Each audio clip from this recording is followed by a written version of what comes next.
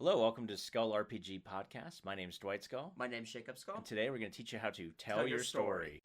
All right, so the next portion of this would be realistic fantasy races to populate your kingdom and your cities. Right. So, what's really interesting is they used to, and I'm not sure, I don't think they do now, but the old D&D books, there would be entire things dedicated to just different classes, but there are also whole things dedicated to like different races. Mm-hmm. So you could maybe pick up a fair run book or something like that and read how they built the race, like the elven races, which were then directly tied into the kingdoms that the elves were running, and also tied into kind of some of the cities that they would own as well.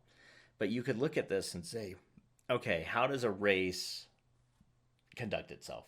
Mm-hmm. So the dwarven cities are most likely going to be either underground. Most likely what they'll be is a combination of in a mountainside and on a mountainside. So heavily fortified to even get to them. And then inside is just, probably death trap after death trap until you get to the living quarters and the working quarters. So that's a way that a race is fundamentally shaped, basically based on how they live and where they live.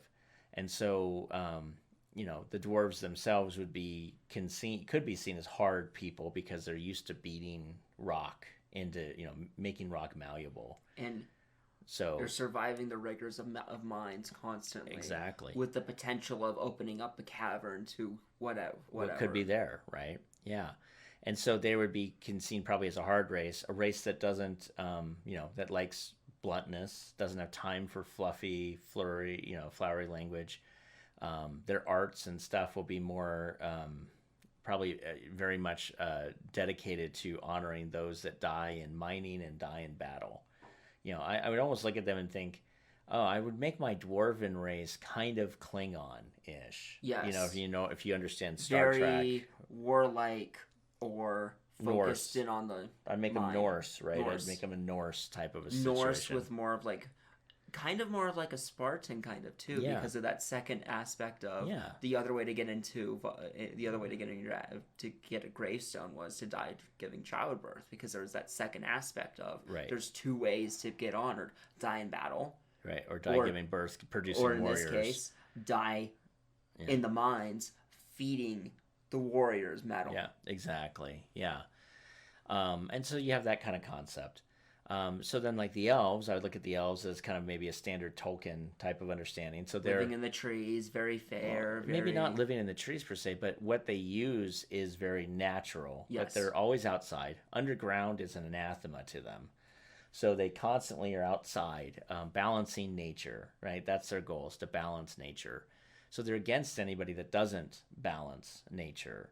Mm-hmm. But in that regard, maybe they're seen as more wise. Maybe they're seen as more, they think they have more time on their hands. Thus, there's a longer, they're not short-tempered, in other words, right? And then the other question you could have with the elves, because of their age span, how would their speech change the older they are?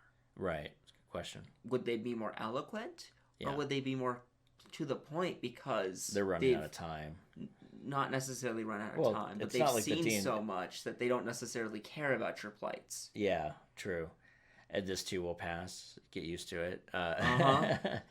So, but then their art and stuff would be probably more about, again, nature, and honoring nature. And the most eloquent things you've ever seen. Why? Because that thing took 50 years to make, because he's had the time. Yeah, he has the time. Now, I'm not saying that you do a Tolkien like elves don't die unless they're injured or they die in battle. I mean, D&D's lifespan for elves is like what, 800 years? I don't remember, but it's long.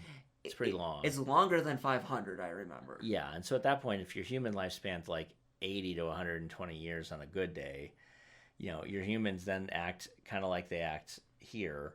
Mm-hmm. So then at that point, a human culture would just depend on where they live, in my opinion. So are they by the coast, which may give them more of a California vibe, unless fishing's not good. And that point, then you might have more of a Norse vibe where they raid. Yeah, they raid things because there's no good fishing.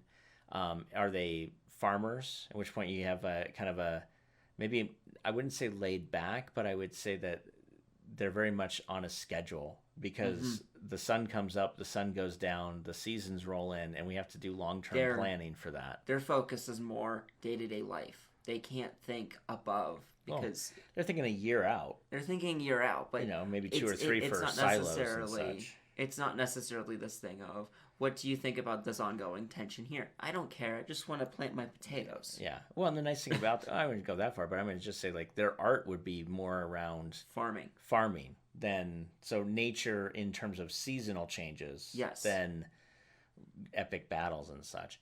But then if you move to humans in a castle, in a fortified castle, then that would be more militaristic. So I mean, really, at the end of the day, I would think about where's your race living, right? Same thing. So if you have a barbarian tribe, they're going to be more like Native American nomadic art. So it's going to be more. It's more utilitarian things that they make look pretty. Right. Exactly. The art would be Yeah. Oh, hey, we have this bag's really cool, but we still use the bag. It's a really cool pot, but we still store stuff in it. Exactly. There's not a lot of art for art's sake. Maybe stuff you can adorn yourself with, like a ring or a necklace, but it's not like you're gonna hang a painting. Oh, hey, here's this candlestick that looks really cool that we never light. It's just decorative. No. Yeah. If I'm gonna make a candlestick, it's gonna be lit. It has to. It's gonna be used as our focal light. Exactly. Yeah. There's no excess there. And if they're nomadic, even then, there's no excess in anything they own because they got to carry it every X number. So that of candlestick weeks. is gone because you can do the same with a torch. It's pointless. So I would just think about where is the race living, right? If they're underground, they're going to be harder. They're going to be quicker to judge. If they're out in the open, then look at some current races, current people groups. I'm going to say races because that's not true. I would look at current people groups across the world and how they live and model some of your races after them with some slight tweaks. So, and honestly, I would just base it on their geolocation. Yes. So, like swamps would have a different form of personality than a forest, than a plains, than a mountains would. And then if they experience war quite a bit, or do they experience peace quite a bit? Yes. Who's their enemy? Is their enemy an outside force, or is it nature itself? Like for the farmer, under good conditions, the enemy is drought. Yes. Or floods. Yes. It's not a person or a thing. It's nature. The weather. It's nature itself. And so they may develop magic or customs or rituals in order to appease nature, which is what you saw the Native Americans do. Yeah. Because that's their biggest, until certain events happened, their biggest plight was the world they lived in. So anyway, all of that to say, hopefully it gives you some ideas on how you can start to shape races that actually feel very realistic in your fantasy game. And I think having a little bit more realism in a fantasy game, which might sound like an oxymoron, actually gives the world a little bit more depth and richness to it, and it allows your players to interact with it on a deeper level. So with that, we'll see you later. Hey, thanks for listening. And for more resources, please go to skullrpg.com.